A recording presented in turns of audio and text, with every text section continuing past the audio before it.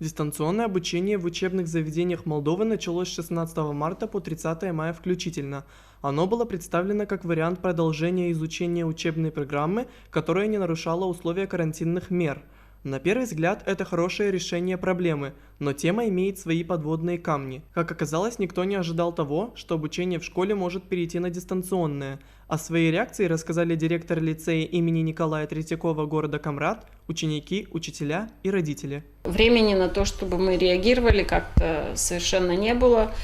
Была поставлена задача, чтобы мы продолжили обучение для учащихся лицея, не только лицея, всей Молдовы, потому что были такие условия, в условиях карантина, в условиях эпидемии. Мы не могли рисковать ни здоровьем, ни детей, ни педагогов, ни работников лицея. Поэтому в очень кратчайшие сроки была изучена методология, которая была представлена Министерством образования, и был организован данный процесс. Сначала мы восприняли как временную меру и положительно, потому что пандемия, она вещь серьезная. Но когда уже с головой окунулись в суть дистанционного обучения, всплыли в основном отрицательные стороны дистанционного обучения. Как для педагогов, так и для учащихся. Вначале, честно говоря, я как-то не ожидала, как это будет, все думала, как это будет, как будет происходить обучение, как-то этому не поверила. А затем, когда я уже наблюдала за происходящим, как мой сын на дистанционном обучении, то я поняла, что это все серьезно, и во время эпидемии, конечно, необходимо перестраиваться. Изначально это было какой-то неожиданностью, непонятно было, что конкретно, но в принципе я доволен, что так все произошло, учителя все быстро воспринимали, и думал, им будет сложнее к этому привыкнуть. Обучение на расстоянии, по словам родителей и учителей, неэффективно и проблематично в сравнении с обучением в школе. Как они отмечали, в процессе ребята сталкивались с большими трудностями в восприятии информации. Лично я не чувствовала удовлетворения от своей работы. Я видела, что эффективность падает.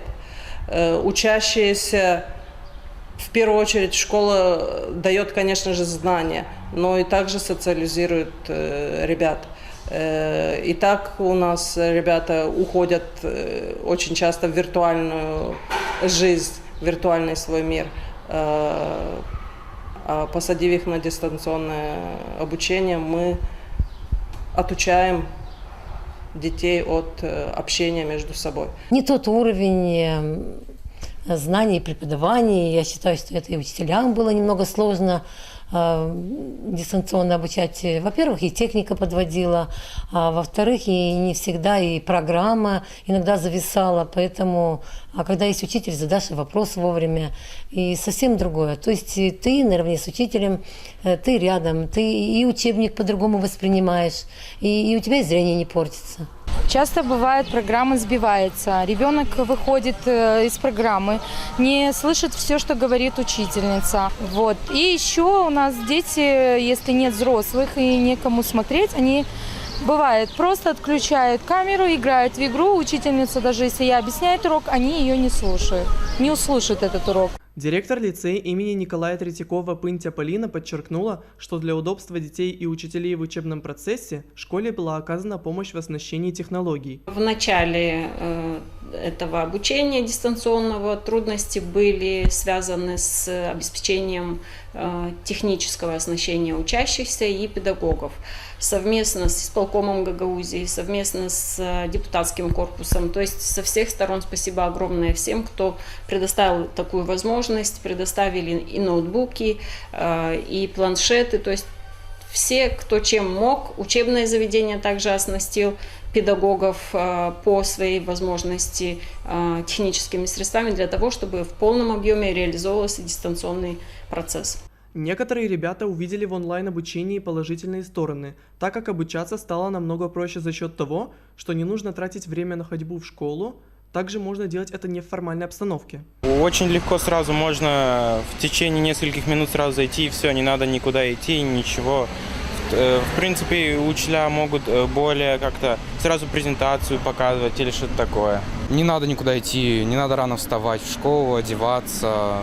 Удобнее все делать дистанционно. Особо разницу между дистанционным обучением и обучением в школе почувствовали учителя и ученики.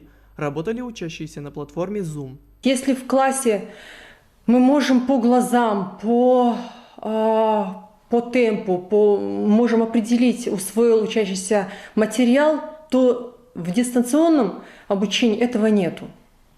И должна быть сильная мотивация у самого учащегося для того, чтобы он сам определился, нужны ему эти знания или нет. И это будет являться, скорее всего, большим минусом в дистанционном обучении. В школе ты все с учителями типа контактируешь, а на дистанционном ты все делаешь дистанционно. С одной стороны, мы начали как-то больше работать над темами и меньше проводить контрольных работ, и в то же время заданий стало немного больше. Никто не знает, повторится ли эта ситуация в следующем учебном году. Однако, по словам директора и мнению учителей, изменения в обучении ждут и ребят, и педагогов, которые предоставят больше возможностей родителям наблюдать за успеваемостью и посещаемостью детей. Если знаешь, где упадешь, можно соломку постелить. Мы ничего не знаем, что будет завтра. Но наверняка будут предприняты все меры для того, чтобы максимально дать знания детям, потому что это им необходимо для их жизни, дальнейшей жизни. Может, перейдем на другие платформы, более адаптированные для дистанционного обучения. Я надеюсь. Ну и что-то надо менять. Но переходить полностью на дистанционное – это очень большая ошибка. Это убьем образование, убьем желание детей учиться. Потому что, насколько я знаю, ученики тоже вначале восприняли с энтузиазмом, за компьютером сидеть дома, но особенно учащиеся, которые знают, для чего они ходят в школу, они категорически тоже против дистанционного обучения. В сегодняшний момент совместно с Управлением образования все учебные заведения переводятся на единую платформу Студия МД. Но вопрос стоит не в том, что мы будем точно, то есть нет еще точной информации, будем мы заниматься с 1 сентября или не будем. Даже если мы будем заниматься, и я очень надеюсь, что мы будем заниматься в нормальных условиях с 1 сентября, данная платформа предполагает возможность учащихся иметь доступ ко всем оценкам, своим оценкам личным. Также предполагает возможность родителей иметь доступ тоже к учащимся и успеваемости и посещаемости своих детей. То есть этот момент очень положительный, и я думаю, что даже если мы будем в обычных условиях заниматься, в любом случае мы будем использовать данную платформу для того, чтобы оповещать, и родители должны быть в курсе о успеваемости своих детей и о посещаемости детей. На дистанционном обучении около 3 месяцев находилось более 1200 школ по стране. 47 школ республики подключены к платформе Студии.МД.